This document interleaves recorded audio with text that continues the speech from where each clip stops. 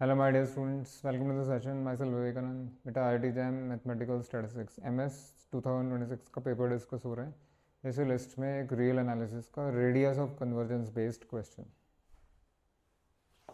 आइए, if R denotes the radius of convergence of the power series this, then which one of the following is true? देखो भाई, जिस किसी ने भी पावर सीरीज पढ़ा है, ही और शी नोज इसका सेंटर क्या होगा। देखिए, ये जो पावर सीरीज है ऐसे हो गई, समेशन इसको an बुला देते हैं xn, या फिर summation an x minus 0 power n। जिसका ROC कैसे निकालते हैं, एक तो वो लिमिट सुपीरियर वाला फॉर्मूला होता है, बट यहाँ पे फैक्टोरियल टाइप एक्सप्रेशन है तो रेशो लेना ठीक रहेगा। तो ROC के लिए आप ले लीजिए लिमिट सुपीरियर, सुपीरियर छोड़ दो, उससे डर लगने लग जाता है बच्चे को, मॉड an ओवर an+1।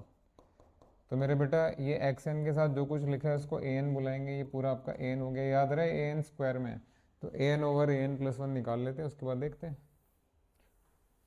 बस यही आपका ROC है। आइए,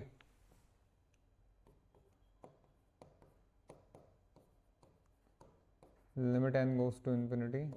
मेरे प्यारे बेटा mod an divide by mod an+1। इतना प्यारा क्वेश्चन दिया है कि मॉड की तो आवश्यकता ही नहीं है, एवरीथिंग इज पॉजिटिव। बस ये एक्सप्रेशन थोड़ा ठीक से लिखिएगा। अगर nth टर्म पता है तो नेक्स्ट टर्म कैसे निकालते हैं, जहाँ जहाँ n आएगा वहाँ वहाँ n+1 कर दीजिए, तभी आएगा नेक्स्ट टर्म, ध्यान रखिएगा। तो मेरे बेटा ये आपका an है। Let me right an is this.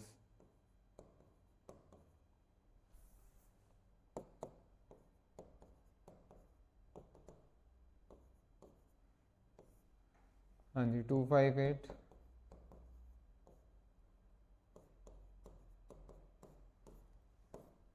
और जब आप इसको डिवाइड करेंगे, an+1 से, तो ये बन जाएगा 246 डॉट डॉट डॉट 2n। मैं यही कहता है, इससे अगला टर्म क्या आएगा, 2 इंटू n+1, जहाँ जहाँ n है वहाँ n+1 डिवाइड बाय 258 3n-1 से अगला टर्म बेटा जहाँ जहाँ n है वहाँ वहाँ n+1। ये चेक कर लीजिए। तो ये वैसे बन गया जैसे स्कूल में करते थे। आप क्या करते थे बेटा, आप करते थे ना स्कूल में a/b डिवाइडेड बाय c/d। ये क्या बनेगा, a/b इंटू d/c ना। That's the way, that's the way. तो ये इतना स्पेस इसीलिए दिया है, इसको पलट के उधर ले चलते हैं, स्क्वायर पूरे में लगा देंगे, ठीक है ना। ये पलटने वाला है यहाँ, सो दिस इज मल्टीप्लाइड विद, इसको चेंज कर देंगे आप।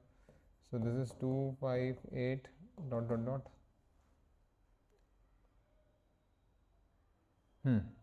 3n-1।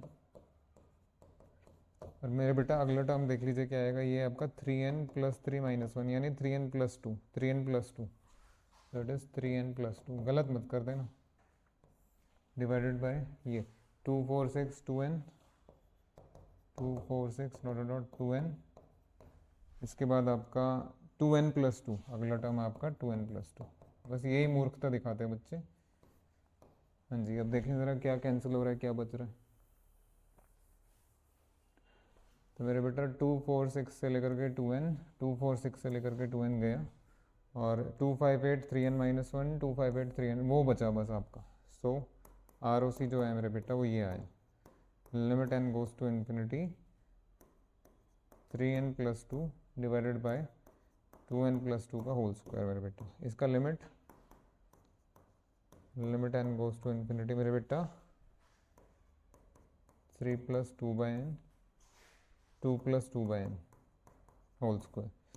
हाँ जी, as n goes to infinity ये आपका 9/4 आ जाएगा। दिख रहा है आपको, 3+0 2+0 और whole square. So this is 9/4, 9/4। So therefore खत्म ही हो गया क्वेश्चन। तो बेटा जो R आया है वो आपका 9/4 आया है, that is 4R equals 9 is the correct relation. 9R equals 4 wrong है, 4R इक्वल्स 9 करेक्ट है। रेडियस ऑफ कन्वर्जेंस 1 है, ये भी गलत है, और R जो है आपका हाफ है, ये भी गलत है। तो एग्जैक्ट आंसर आ गया, ठीक है। मिलते हैं और क्वेश्चन के साथ। Thank you very much, thank you.